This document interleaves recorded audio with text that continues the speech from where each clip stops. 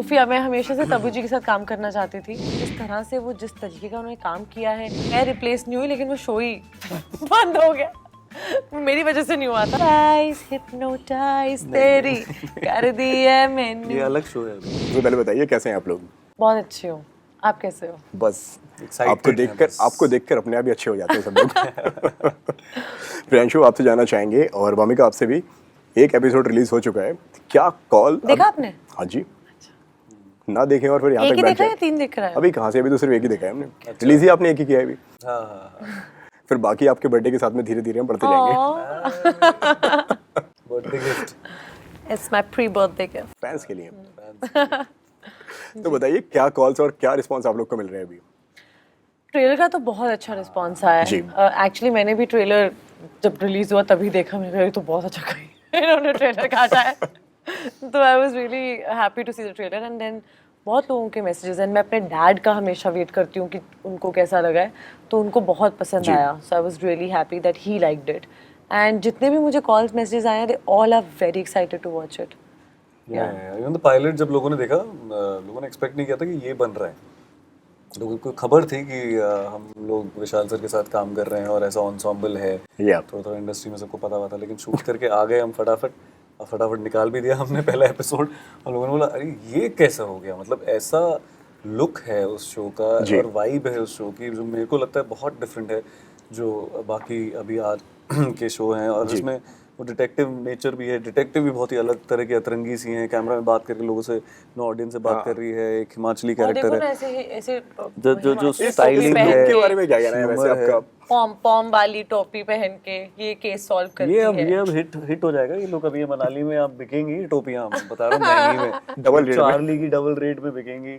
ये पूरी जैकेट जो मैंने पहनी, इन्होंने पहनी, सब मनाली की हैं, सब मनाली की सब लोकल वहीं की वो हुडीज हैं वहाँ की ठंडी वाली। तो आई थिंक वो जिस तरीके का नेचर है उस शो का, मिस्टीरियस डार्क, अगाथा क्रिस्टी वाला भी है, डिटेक्टिव वाला भी है, विशाल सर का भी है, लेकिन उसमें ह्यूमर ही बड़ा मजेदार है। उसमें वो जो सब तरह के मसाले और इतने तरह तरह के एक्टर्स हैं कि जब साथ में आ रहे हैं, आई थिंक लोगों ने पहला देखा और मुझे तो बहुत सारे दोस्तों ने बोला कि यार ये गलत है, तुमने पहला दिखा के इतनी देर तक बहुत गालियां पड़ी थी। बट लेकिन ये कॉन्सेप्ट क्या है? मैं बहुत सारे लोगों का इस बारे में जो कमेंट्स है, जो लोगों का जो कहना जो है, जो फीडबैक मैं पढ़कर आया हूँ कि पहला एपिसोड देखने के बाद में उनको अब ना अंदर उनका ये फीलिंग है कि अगले एपिसोड में क्या होगा। इसी के लिए तो किया हमने ये। बट लेकिन इतना सताना फैंस को ठीक अब है। जब 27 को आएगा तो आप शुरू से पहले एपिसोड से फिर से देखो। हाँ, मतलब वो एक तरीका था कि जैसे कभी-कभी लोग टीजर डालते, ट्रेलर डालते हैं, और पहला एपिसोड डाल दिया। उसमें ऑल्सो पहला एपिसोड अगर आप देखोगे तो उसमें पूरा वर्ल्ड प्रॉपर्ली सेटअप हो जाता है कि ये कैरेक्टर्स हैं, इनका मर्डर हुआ है और इस तरीके का दिखने वाला ये शो है। और फर्स्ट एपिसोड जैसे एंड होता है, अब जैसा आपने कहा, मेरे बहुत सारे दोस्तों ने गालियां दी, यार ये गलत बात है, ये क्या हो गया, मतलब अब तो आगे देखने का बहुत मन कर रहा था। मैंने बोला वेट करो। प्रियांशु भाई कभी ना ज्यादा अच्छा काम करने में भी गालियां पड़ जाती है, वो भी हो जाता है। अब लेकिन अब ज्यादा इंतजार नहीं है, अब तो बहुत ही पास है, सब आएगा। और आई थिंक ये 6 एपिसोड इतने क्रिस्प और फास्ट और जैसे हैं, टाइट हैं, कि मुझे लगता है लोग बस शुरू करेंगे और एंड कर देंगे उसको एक पूरे। इन दोनों, अगर मैं कैरेक्टर की मैं बात करूं तो क्या रिएक्शन था आप दोनों का सबसे पहले इन कैरेक्टर्स पे? आप तो अलग ही किरदार में हैं एंड भाई आपका भी एक अलग ही रोल हमें सामने देखने को मिल रहा है। स्पेशली आपके कैरेक्टर का नाम बड़ा इंटरेस्टिंग है। हाँ, सीताराम बिष्ट। मेरे को ये नाम वैसे भी पसंद है क्योंकि सीताराम के छोले भटूरे मेरे आई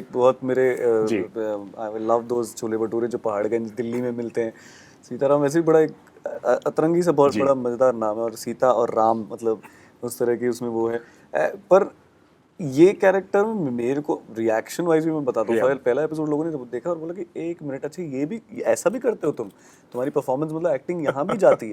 क्योंकि लोगों ने ऐसा आर्मी वाला, पुलिस वाला, विलन के रोल में, रॉबिन के रोल में, एक्टर्स भावेश जोशी के रोल में सब ऐसे इधर देख लेते, लेकिन उन्होंने बोला अरे ये तो बहुत अलग ही अब शेड आ रहा है, जो मुझे भी देख के लगा, जो मैं भी जब एंटर कर रहा था इस वर्ल्ड में, मुझे था कि विशाल जी के साथ है तो कुछ तो मजेदार नया हो। उन्होंने नाम ही अलग दे दिया वो कैरेक्टर के साथ में। हाँ, सच में। और वो हिमाचली कुल्लू एक्सेंट पकड़ के, और वो एक जिस तरीके का कैरेक्टर है वो बहुत ही इंटरेस्टिंग है। मैं अब ज्यादा बता भी नहीं सकता क्योंकि सही बात है, सीरीज वैसी है। मैं खुद इस चक्कर में ज्यादा रिवील नहीं कर पा रहा हूँ कि भाई कि लोगों के लिए स्पॉइलर ना पहुंचे, लोगों तक सिर्फ वो पहुंचे जो वो जिसको सुनने के बाद में सीधा वो अगले एपिसोड पर उनकी नजर जाए।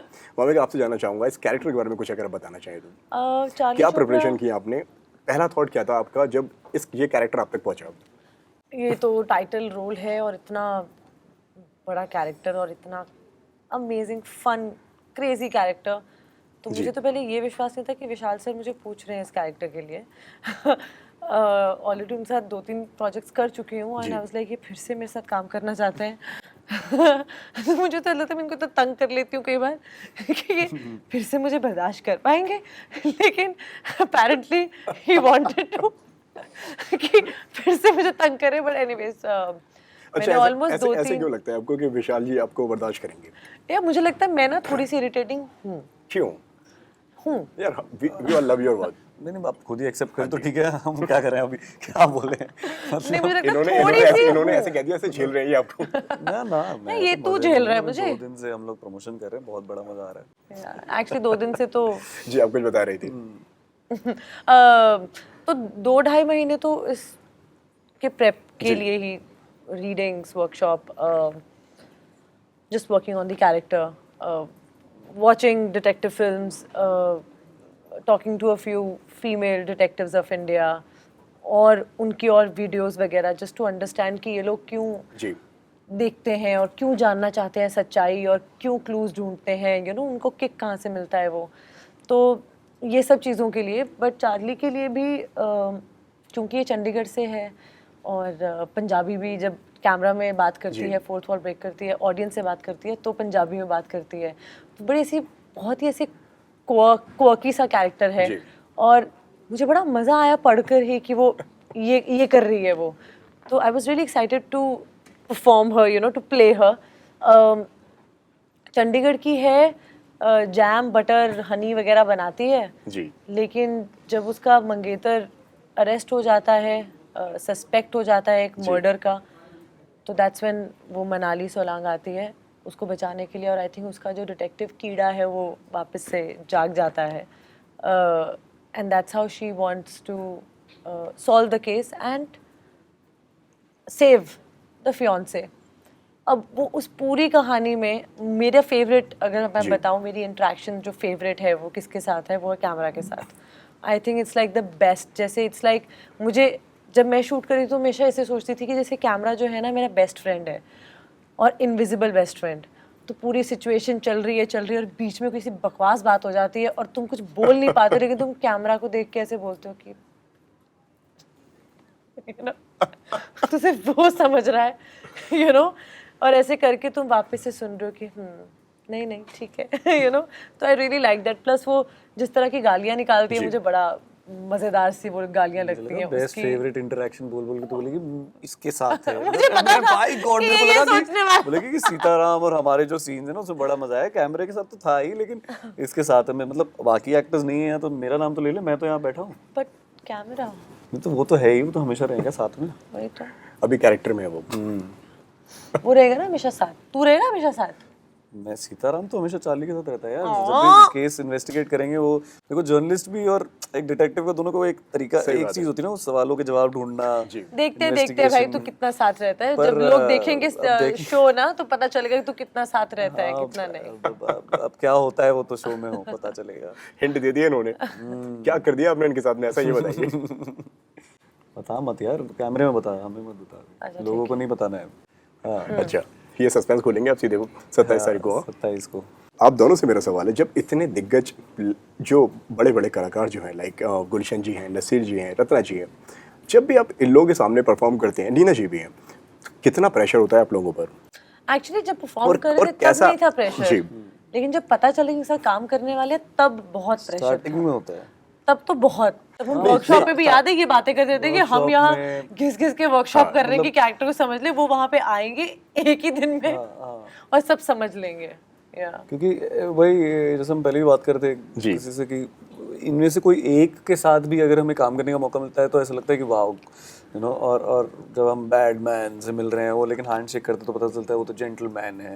लारा दत्ता है वहाँ पे, मतलब बट आपको ऐसे लगता है गुलशन ग्रोवर, मतलब जो हमने स्क्रीन पे उन्हें देखते हुए हम जो बड़े हुए हैं, रियल लाइफ में एकदम वो कैरेक्टर वो इंसान ही अलग है, बहुत अलग है, इतने जेंटल, इतने मेरा भी उनके साथ में जो पहला इंटरेक्शन रहा वो काफी अलग रहा, क्योंकि हमने जो उनकी फिल्में जो हमने देखी हुई हैं, हमने उनके जो कैरेक्टर जो देखे हुए हैं एकदम अलग तरीके के कैरेक्टर। भाई मैंने सपना के साथ में गाना गाना है और जब हम उनसे रियल में मिलते हैं तो एकदम पर्सनालिटी अलग है वो। वो इतना सीखने को मिलता है ना, बिकॉज ऐसे सब जितने भी हैं ये दिग्गज हम इनको देखते देखते बड़े हुए हैं शी सेड ना कि वो स्टार्टिंग में नर्वसनेस थी, टेंशन की, अरे इनके साथ स्क्रीन स्पेस करना पड़ेगा, हम कैसे, पर फिर उसी से आप अपने आप को प्रेप वैसे करते हैं, आप अपना ए गेम सामने लाते हैं, आप बोलते हैं कि हम भी अपना एज एन एक्टर वहाँ रहेंगे, पर जैसे आप सेट पे जाओ तो सब एक लेवल का हो जाता है। और क्योंकि विशाल सर भी हैं और सब के सब जितने भी ये हैं इतने एफर्टलेसली ईज से इतने हम्बल लोग हैं कि हमको कभी ऐसे फील नहीं होने देते कि हम कोई नए एक्टर्स हैं।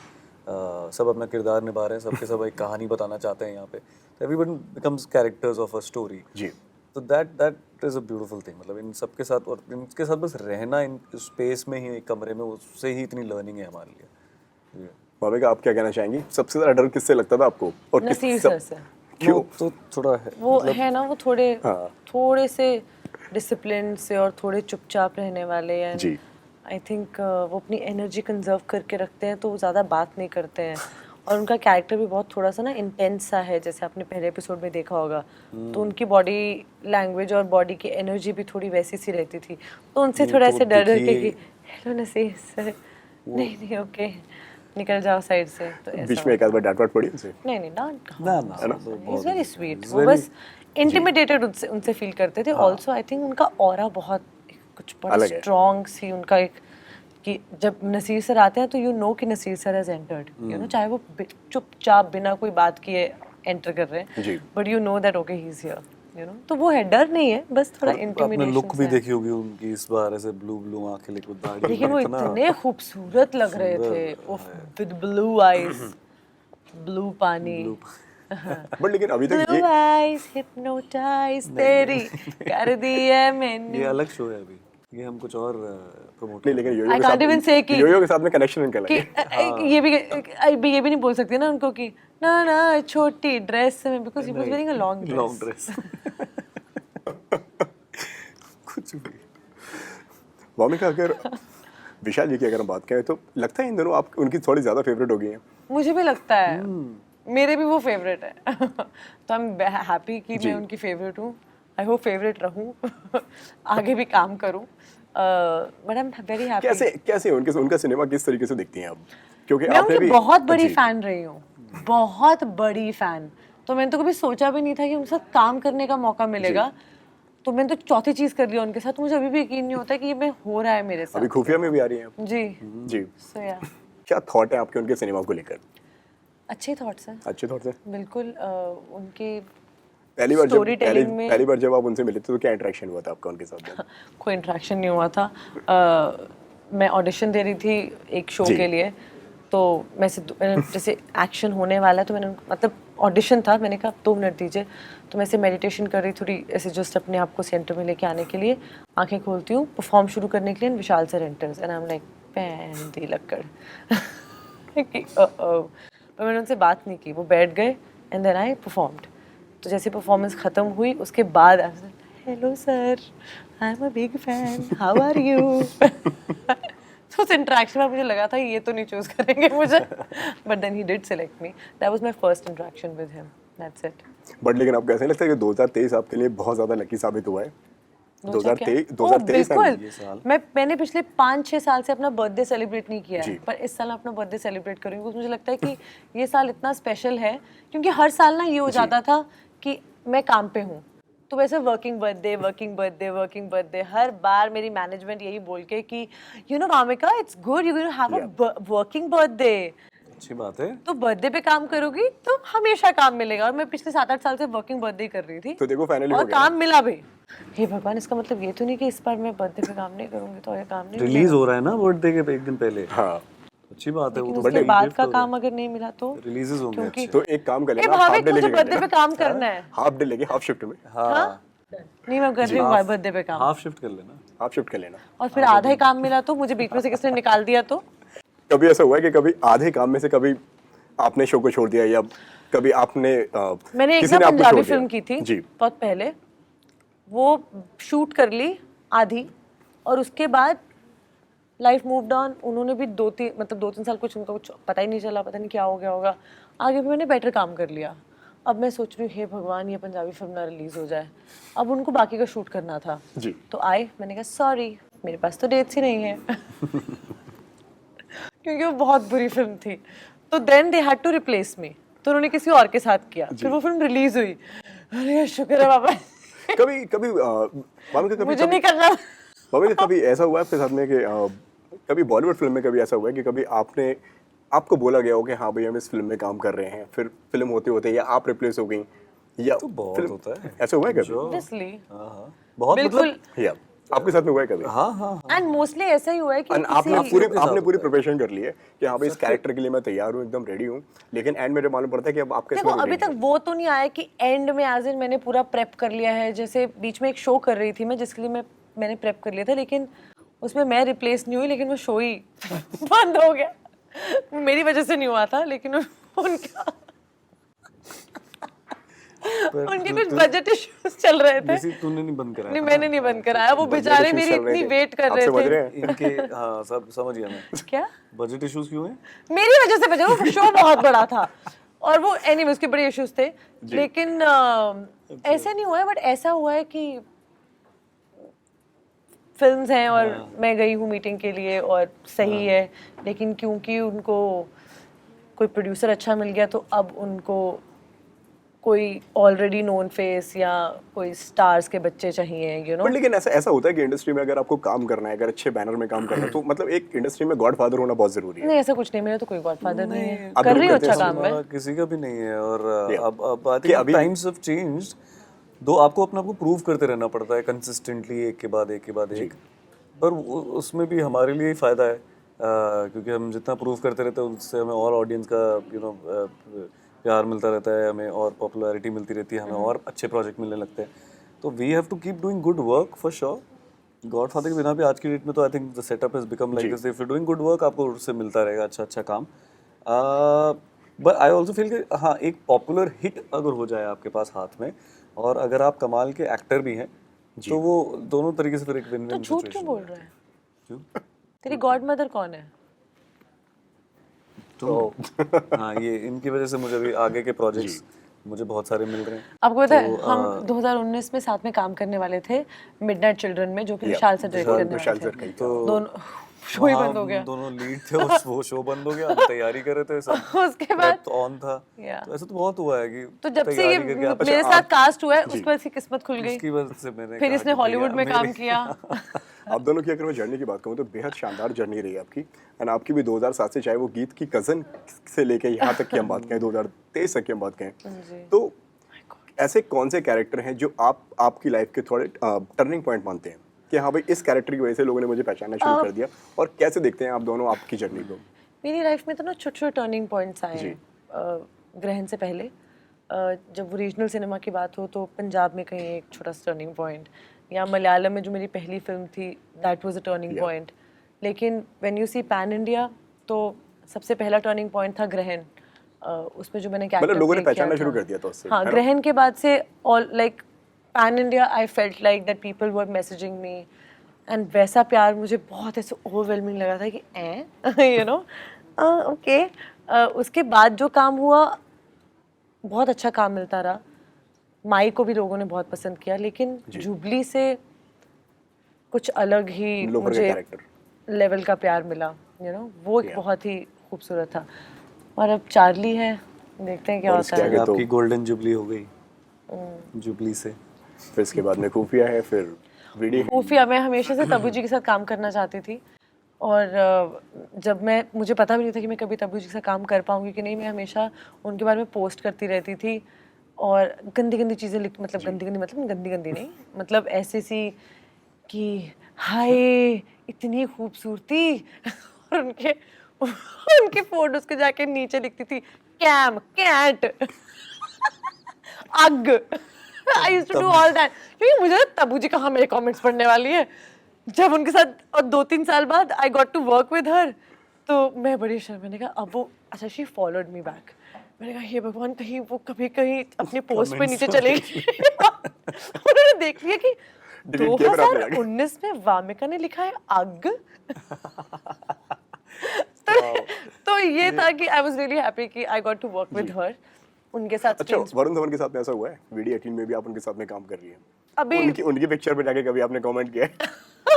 नहीं उनके साथ उनकी फोटो पे नहीं कमेंट किया, दो आई हैव टू चेक, उन्होंने तो नहीं कमेंट किया। हो सकता है बहुत बार लेकिन तब्बू जी के साथ बहुत अलग एक प्यार सा शुरू से ऐसा फील होता था हमेशा उनके लिए। उनकी चॉइसेस जैसे उनकी फिल्म्स की चॉइसेस रही हैं, मैं हमेशा चाहती हूँ कि मेरी भी पहचान ऐसी ही हो कि जिस तरह की फिल्में मैंने की हैं लोग उससे जाने। क्योंकि मैं ना मेरी भूख वो नहीं है कि मैं बहुत बड़ी फिल्में कर लूँ ताकि बहुत सारा पैसा कमा लूँ और बहुत सारा पॉपुलर हो जाऊँ। मेरी मतलब वो सब आ जाए अच्छी बात है, लेकिन वो प्रायोरिटी नहीं है, यू नो। और तब्बू जी के साथ जिस तरह से वो जिस तरीके का उन्होंने काम किया है और इवन अभी भी कंसिस्टेंटली वो जिस तरह के रोल्स चूज करती हैं और उनकी जो एक इज्जत है ना as Tabbu ji, you know, तो that's the kind of career I would also like to have where you are known for your work, you know, ना कि for your item She's, I songs. think, one of the finest. I think she has a league of her own. मतलब you can't even categorize her in something as, you know, an actor was good with one thing, or you know, for her beauty. She's a whole package. In And one, she's and so has her own beautiful. platform. Yeah, मतलब उनको देख लो, उनकी कोई photo आ जाए मैं ऐसे हो जाती हूँ। everything. Yeah. एंड VD18 में अगर हम बात करें जैसे तो मेरी फोटोज के नीचे ना कमेंट्स आते हैं लोगों के, जान ले लो हमारी, यू नो। मैं हूँ जो तब्बू जी की फोटो के नीचे कमेंट कर दूंगी कि जान ले लो हमारी। उनकी क्रीप मैं हूँ। शूट पे भी ना क्या? वो शूट कर रहे थे तो जैसे शूट पे हैं और वो खड़ी है यहाँ पे। अच्छा, आपका रिएक्शन क्या होता है जब इस तरीके के कमेंट्स आप पढ़ते हैं कि जान ले लो हमारी? नहीं कुछ नहीं, मैं समझती हूँ आप फीलिंग्स। कह देते हो कि दे दो? मैं भी फील करती हूँ ना, तो मुझे समझ में आता है कि उनका क्या फीलिंग है। जी रिप्लाई होगा भाई कोई ले लेगा दूसरा तो मुझे बता देना, मैं केस सॉल्व करने आ जाऊंगी। वेल अमिका, अगर हम कहें तो VD के साथ में कैसा आपका एक्सपीरियंस रहा पहली बार उनसे मुलाकात का? देखिए अभी तो कुछ भी नहीं है उसका। उसका जब अनाउंसमेंट होगा, जब शूट होगा तो मैं ज़रूर बताऊंगी। अभी तो कुछ है ही नहीं उसके बारे में बात करने के लिए। अभी तो वो पूरा प्रोसेस शुरू होगा और जब होगा तो मैं बताऊंगी। अभी मुलाकात नहीं हुई आपकी? नहीं मुलाकात तो वो तो वैसे भी स्क्रीनिंग्स वगैरह पे मुलाकात तो सबसे हो ही गई है, बट काम करके एक अलग एक्सपीरियंस होता है। जी, ज़्यादा करीब से जान पाते हैं। जी जी भाई, आप बता रहे थे कि आपकी लाइफ का सबसे ज़्यादा टर्निंग पॉइंट कौन सा मानते हैं, कौन सा कैरेक्टर मानते हैं?